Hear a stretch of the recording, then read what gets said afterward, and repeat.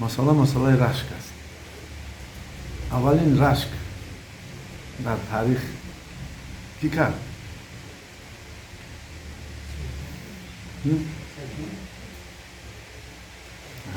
боз ақида ҳаст. аввалин рашка соро кард, зани ҳазрати иброҳими халилуллоҳ. ҳоҷарара рашк кард, гӯшоша суроғ кард ки безеб шавад. дар он ҷо баъд бо гӯшвор мондан бо базифтар шуд. баъд гуфт ки ҳомиладор шуд, гуфт барша аз наздам набинам шад.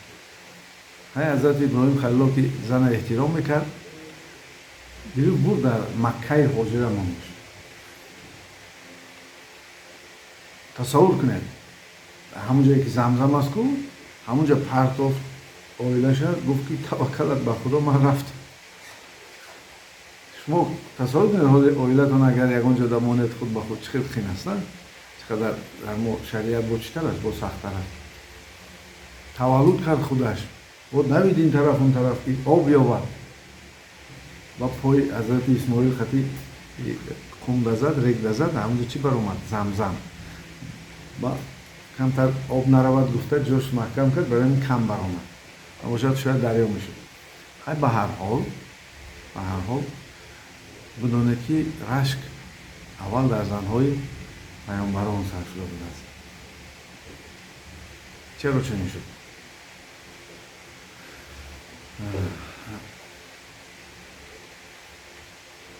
дар зиндагӣ чунин ҳаст ки одам рашк мекунад. Чӣ мард рашк мекунад, чӣ зан рашк мекунад. будастин ҳаст. Ин як равиши равонӣ, як равиши психологии одам аст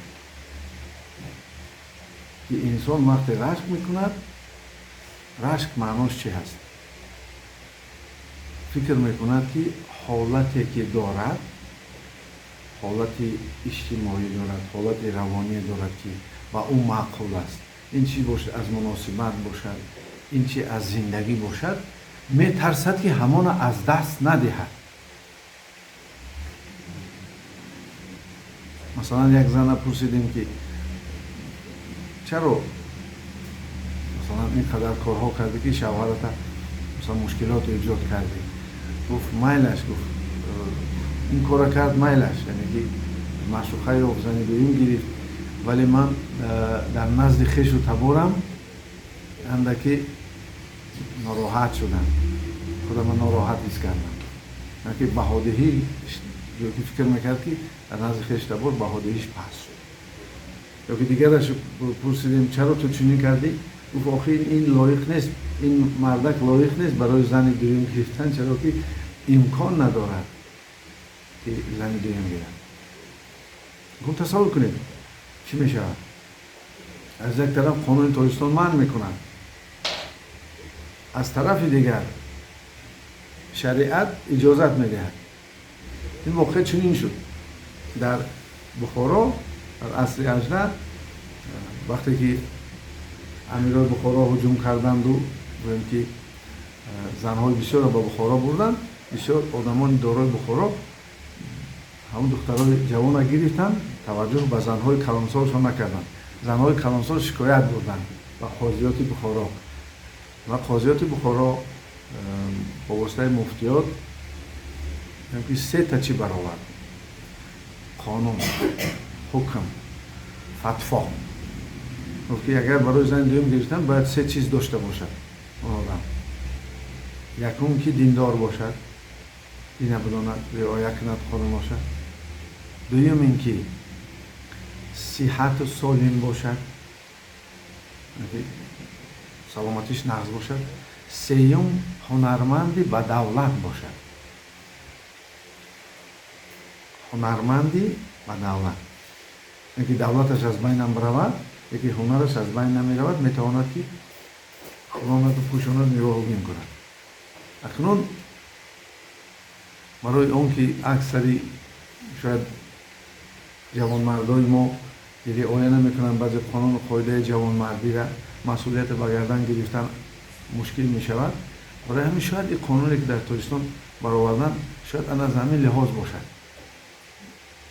аз ҳамин лиҳозе ки کم هستند اون کسانی که بتوانند عدالت کردن رعایت کردن عدالت در بین مثلا زنهای خود.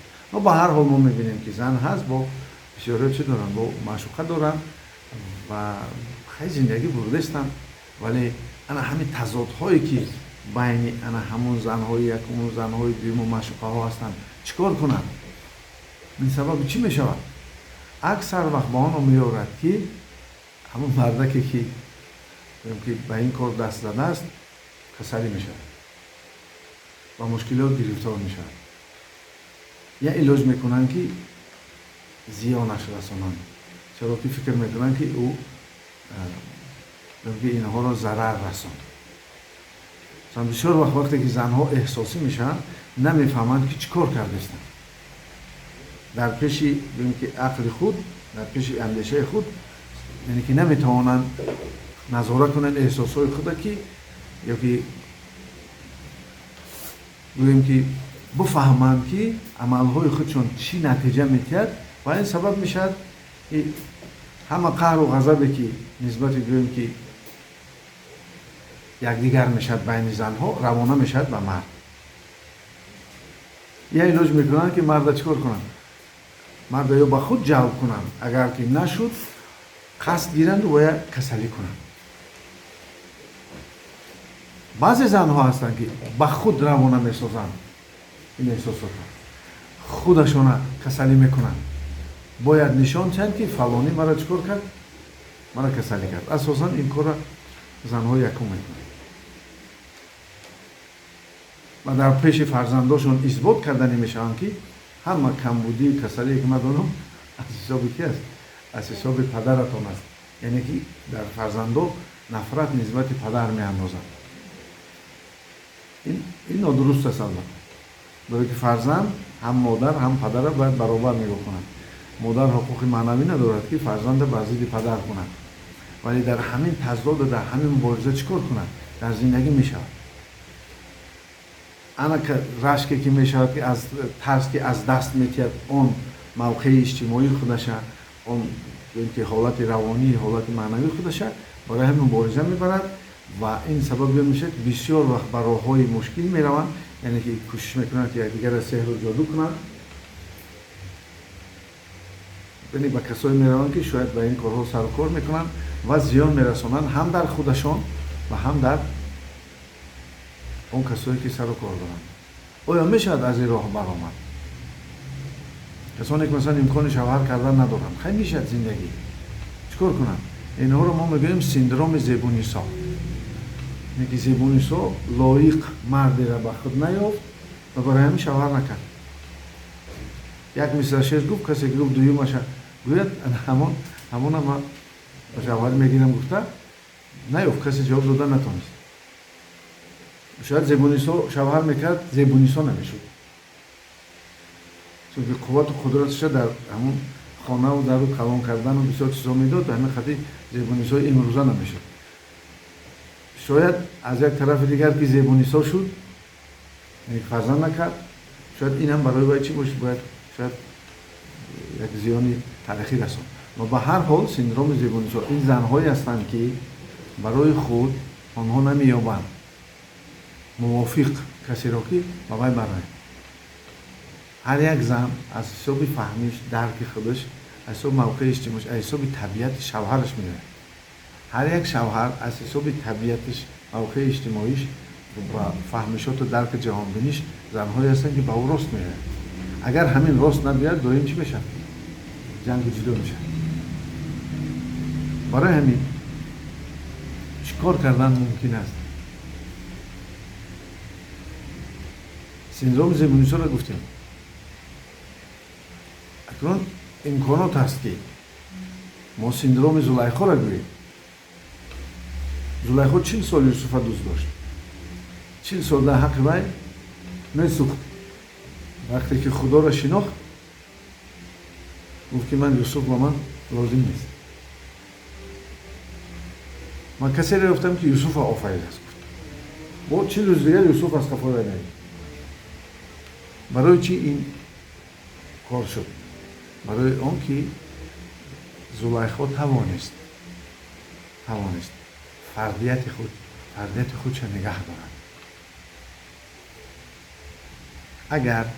اگر کسی که در کدام حالتی نباشد، بگذار او حالت معشوقه باشد، حالت زن یکم باشد، حالت زن دوم باشد، خودش از دست ندهد، خودش وابسته نکند از اون کسی که مناسبت دارد، مناسبت اجتماعیش، اقتصادیش، معنویش وابسته نکند. اگر اینه که آزادی خودش به دست بگیرد و با اون شوهر، با اون مردی که میخواهد زندگی کند، یک شرطنامه که به شکل نکاح است، به شکل شرطنامه زبانی است، به شکل دیگر نمود هست، همون رعایت کند که چی وظیفش هست و چیکار کردن در کار. اون وقتی زن بای نمیکرد، اون مردم میتواند زندگی کند، زندگیش برد، باری دیگر تکرار نکند. اگر بداند که کدام مسئولیت وظیفه ها را نسبت یکدیگر دارند و همونا را رعایت کند، از اون بسیار طلب نکند، حس و حسد نکند، اون وقت میتواند که زندگیش خبر همین دریاتون میره. شما اگر کدام نکاح کرده است میداند چی میگوید.